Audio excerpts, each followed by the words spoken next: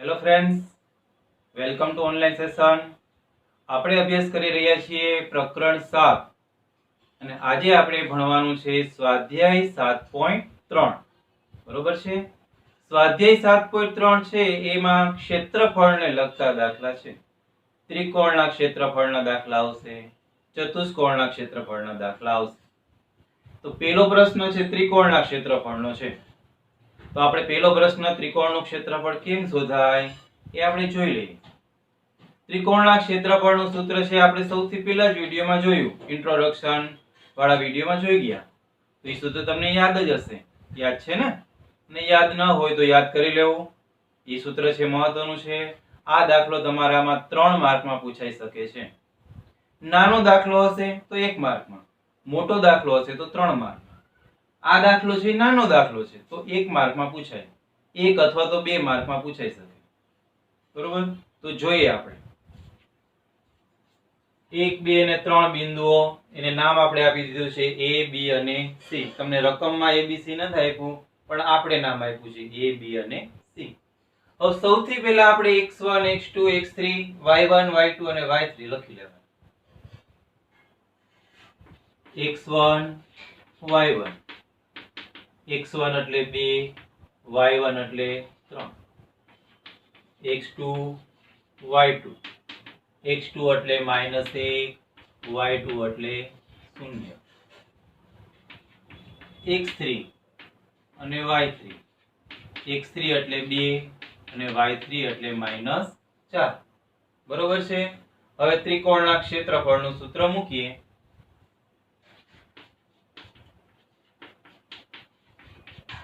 ત્રિકોણનું ક્ષેત્રફળ બરાબર 1/2 માનાંકમાં.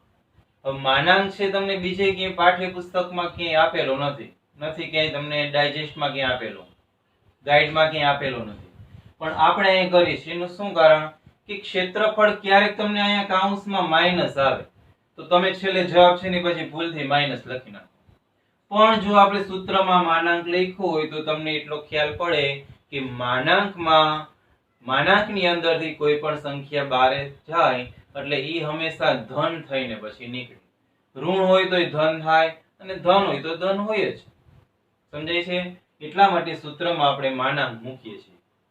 તો 1/2 માનાંકમાં x1 કાઉન્સમાં y2 માઈનસ y3, બરોબર, plus x2 કાઉન્સમાં y3 minus y1.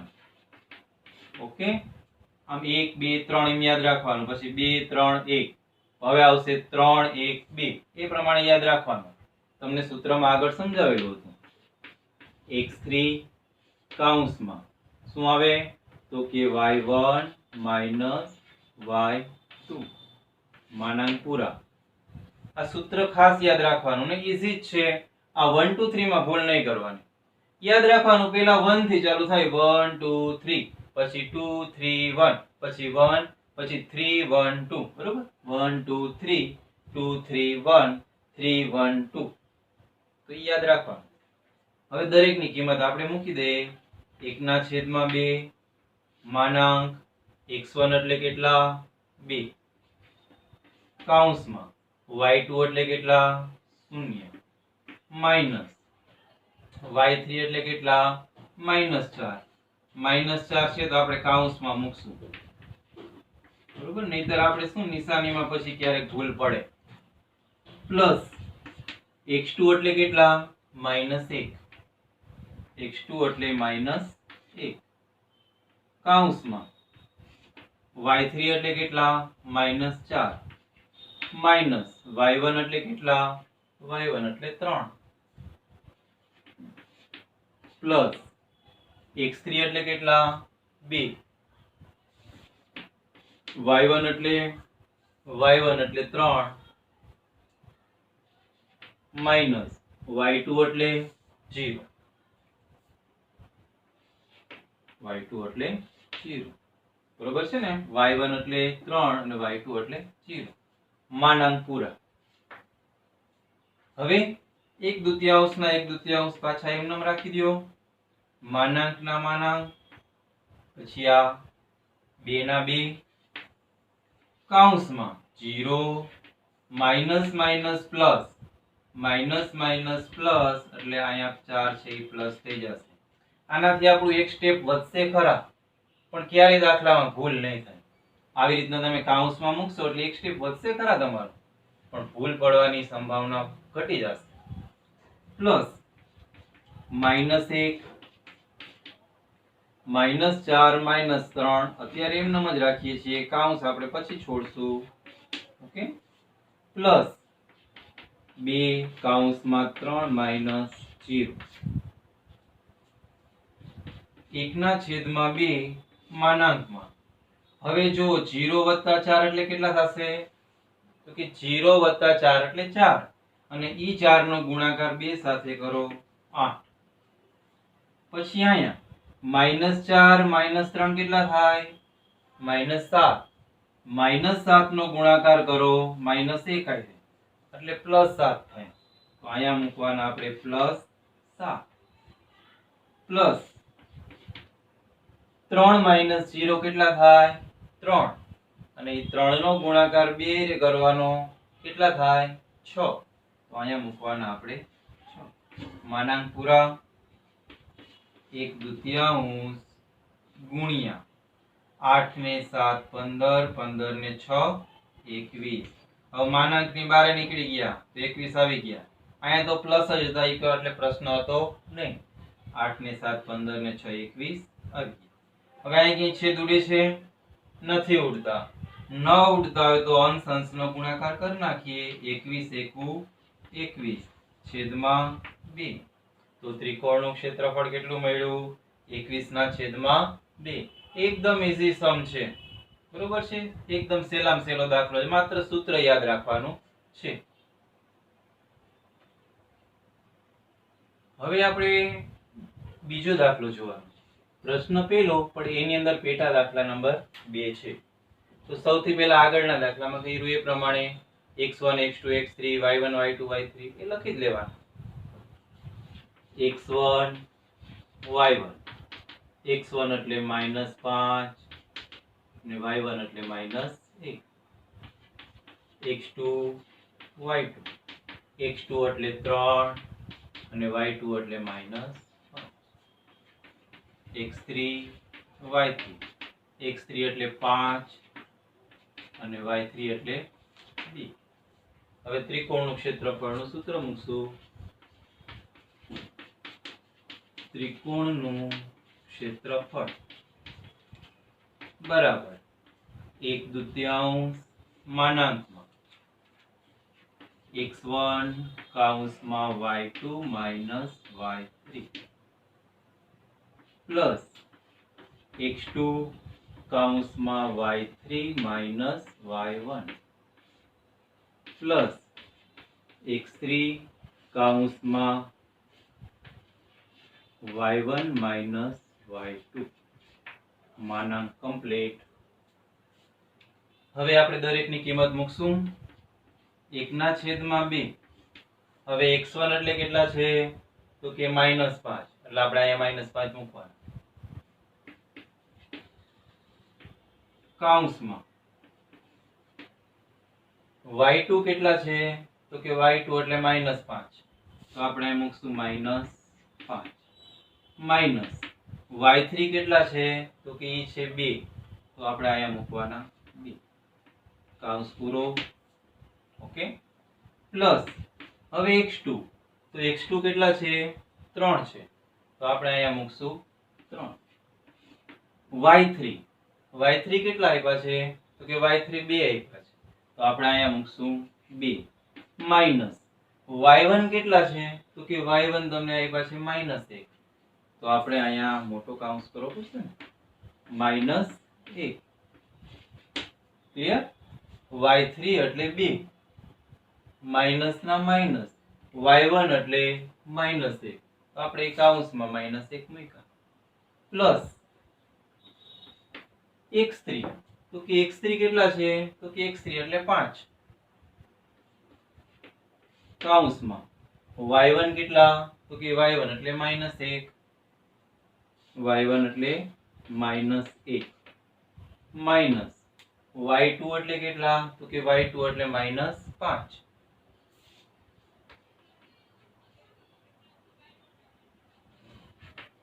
માનાંક complete બરોબર। હવે જો આગળ 1/2 માનાંક -5 ના -5 કાઉન્સમાં -5 -2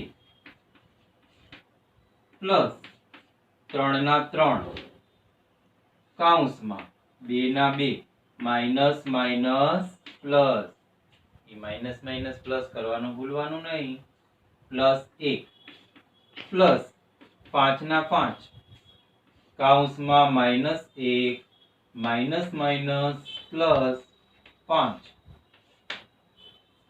માનાંક કમ્પ્લીટ બરાબર 1/2 માનાંકમાં હવે જો આયા માનાંક હવે આપણે છોડીએ છીએ -5 -2 કેટલા થાય -7 થાય એ -7 નો ગુણાકાર કેના હારે કરવાનો -5 સાથે કરવાનો તો -7 ગુણ્યા -5 કરો એટલે +35 મળે તો આપણે અહીંયા આવ્યા 35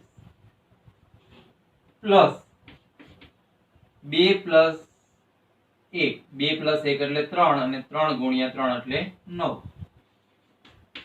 પ્લસ -1 પ્લસ 5 -1 પ્લસ 5 એટલે +4 અને +4 નો ગુણાકાર 5 આયરે એટલે +20 આવે માનાંક કમ્પ્લીટ હવે આપણે સરવાળો કરી અને માનાંકની બારે કાઢી લેશું અહીંયા બધી સંખ્યા પ્લસ છે એટલે માઈનસ આવવાની કોઈ શક્યતા નથી તો 35 ને 9 44 44 ને 20 64 હવે 64 અને આ બે ના છેદ ઉડે 32 દુ 64 તો તમારો જવાબ આવે છે 32 સમજાઈ ગયું તો એકદમ ઈઝી સમ છે બે ત્રિકોણના ક્ષેત્રફળના દાખલા હતા બે આપણે કર્યા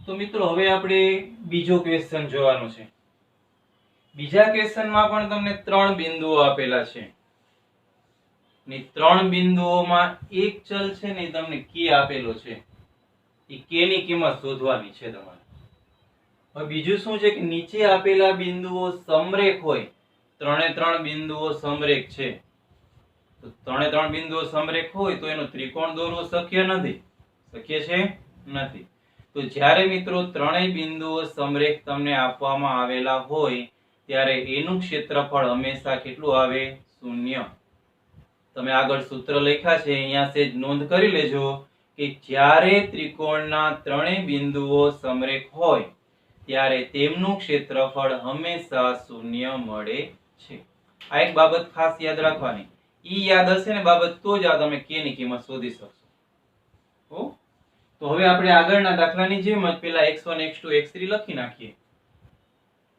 x1 એટલે 7 y1 એટલે -2 પછી x2 બરાબર 5 અને y2 એટલે 1 x3 બરાબર 3 અને y3 એટલે 1 બરોબર છે 7 -2 5 a 3 અને k હવે આપણે ત્રિકોણનું ક્ષેત્રફળ છે એનું સૂત્ર મૂકવાનું છે તો ત્રિકોણનું ક્ષેત્રફળ મૂકીએ આપણે ત્રિકોણનું ક્ષેત્રફળ બરાબર 1/2 માનાંકમાં x1 કૌંસમાં y2 y3 પ્લસ x2 કૌંસમાં y3 y1 કૌંસ પૂરું પ્લસ x3 કૌંસમાં y1 y2 માનાંક કમ્પ્લીટ દરેકની કિંમત મૂકી દઈએ હવે આપણે 1/2 x1 એટલે કેટલા x1 એટલે 7 y2 એટલે કેટલા 8 માઈનસ y3 એટલે 1 બરોબર વત્તા x2 એટલે 5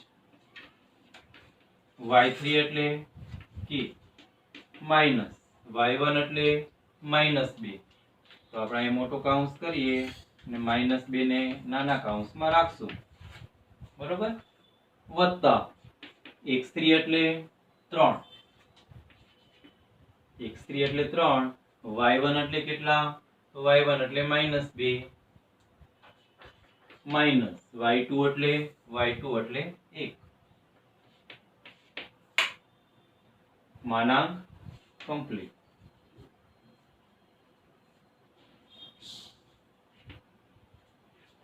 હવે મિત્રો આગળ હમણાં આપણે કીધું એ પ્રમાણે કે જ્યારે ત્રિકોણના ત્રણેય બિંદુઓ છે એ સમરેખ હોય તો ત્રિકોણનું ક્ષેત્રફળ કેટલું મળે 0 તો આપણે ત્રિકોણના ક્ષેત્રફળની જગ્યાએ 0 મૂકી દેવાના બરોબર છે હવે 0 ના 0 બરાબર ના બરાબર 1/2 ના 1/2 માનાંકની જગ્યાએ માનાંક હવે આપણે આ કૌંસ છોડીએ છીએ 1 મહિના પછીના સ્ટેપમાં છોડશું અત્યારે એમનેમ જ રાખીએ 7 કૌંસમાં 1 - k પ્લસ 5 કૌંસમાં k માઈનસ માઈનસ પ્લસ 2 બરોબર પ્લસ 3 કૌંસમાં -2 -1 માનાંક પૂરા હવે આપણે 1/2 નું પક્ષાંતર કરી નાખીએ એટલે 2 છે અંશમાં આવી જશે 1 છે છેદમાં આવી જશે અને 0 સાથે શું કરશે ગુણાકાર કરશે અને 0 આયરે ગુણાકાર એમનો થાય એટલે શું આવી જાય તો કે 0 આયરે ગુણાકાર આવી જાય એટલે ઈ 0 બની જાય તો આપણે 1/2 આ બાજુ લઈ આવ્યા ઈ 0 થઈ ગયા બરોબર માનાંકમાં હવે આ કૌંસ આપણે છોડીએ છીએ તો 7 એકુ 7 માઈનસ 7 ગુણ્યા k એટલે 7k પ્લસ 5 ગુણ્યા k એટલે 5k પ્લસ 5 ગુણ્યા 2 એટલે 10 પ્લસ હવે -2 -1 એટલે -3 -2 -1 -3 થાય ને -3 ગુણ્યા 3 કરો એટલે -9 આવે તો આ પ્લસ વાળા થઈ જશે માઈનસ હવે 0 ના 0 માનાંક ના માનાંક હવે k વાળાનો સરવાળો કરી નાખીએ અને અચળ પદનો સરવાળો કરી નાખીએ તો સૌથી પહેલા -7k + 5k છે તો માઈનસ પ્લસ માઈનસ નિશાની કેની આવે તો કે મોટા પદની આવે તો મોટા પદની નિશાની કઈ આવે મોટા પદની નિશાની -7k બરોબર -7k હવે 7 અને 10 17 17 - 9 કરો એટલે 8 આવે પણ કેવા પ્લસ 8 માનાંક પૂરા બરોબર છે હવે આપણે માનાંકની બહાર કાઢી લઈએ એટલે તમને અહીંયા એક પ્રશ્ન એક મહત્વનો આવે છે કે તમને એમ પ્રશ્ન થાય કે સાહેબ આ માઈનસ વાળા પ્લસ થઈ જશે ને માનાંકની બહાર આવી જાય તો અહીંયા ન થાય હો મિત્રો કે અહીંયા આપણે બહુપદી મળી છે કોઈ એક સંખ્યા જ મળે ને આ ચલ સાથે છે એટલે આપણે બહુપદી એક મળી તો બહુપદી બહાર નીકળે એટલે નિશાનીમાં કોઈ ફેર ન પડે આપણે બહાર નીકળશે એટલે પણ -7k + 8 જ રહેશે ઈ માઈનસ વાળા પ્લસ નહીં થઈ જાય સમજાયું આ વાત થોડી ધ્યાન રાખવાની તો અહીંયા આવશે 0 બરાબર -7k + 8 સમજાણો હવે -7k ને લઈ લ્યો આ બાજુ દાખલો આ બાજુ કરીએ -7k આ બાજુ આવશે એટલે થઈ જશે +7k બરાબર 8 ના 8 તો એમનેમ રહેશે તો k બરાબર શું આવે તો k ને સૂત્રનો કર્તા બનાવીએ એટલે 7 નું પક્ષાંતર થઈ જાય 7 આવી જાય છેદમાં તો k બરાબર આવ્યા 8 ના છેદમાં 7 સમજાઈ ગયું હજી એક આવો નવો દાખલો આપણે ગણીએ છીએ, વધારે વ્યવસ્થિત સમજાઈ જશે. બરોબર? મિત્રો થોડીક આપણે ક્યાંક ભૂલ કરી છે. તમને પકડાય છે ભૂલ? જો -7 કે +5 કે તો આપણે 7 કે ના 7 કે જ લખાઈ ગયા છે. સમજાણું? તો આપણે અહીંયા ભૂલ થોડીક સુધારી લઈએ. તો આપણે થોડોક જવાબ છે એક ખોટો છે, ફરીથી કરી નાખીએ. બરોબર? -7 કે +5 કે એટલે કેટલા થાય? -2 કે આવે. આપણે 8 લખી નાખ્યા, સોરી 7 લખાઈ ગયા. બરોબર? હવે -2 કે છે +8 લખી નાખો. હવે -2 કે ને લઈ લ્યો આ બાજુ, બરાબર 8. તો k બરાબર 8/2. તો k બરાબર કેટલા આવશે? 4 આવશે. થોડીક ભૂલ આપણે થઈ જાય તો જો જવાબમાં કેવો ફેર પડી ગયો. આપણે -7 કે +5 કે બોલ્યા હતા, પણ પછી બાદબાકી કરતા ભૂલી ગયા, એટલે આપણે અહીંયા લખી નાખ્યા 7 ના 7. પણ -7 કે +5 કે એટલે 2 કે આવે. બરોબર? હવે આપણે એના પછીનો બીજો પ્રશ્ન જોઈએ. તો સૌથી પહેલા આપણે x1 x2 x3 y1 y2 y3 લખી લઈએ.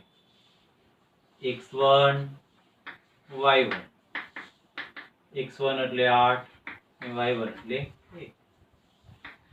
x2 y2, x2 એટલે k અને y2 એટલે -4. x3 y3, x3 એટલે 2 અને y3 એટલે -5. બરોબર? હવે ત્રિકોણનું ક્ષેત્રફળનું સૂત્ર મૂકો. ત્રિકોણનું ક્ષેત્રફળ બરાબર 1/2 માનાંકમાં x1 y2 y3 પ્લસ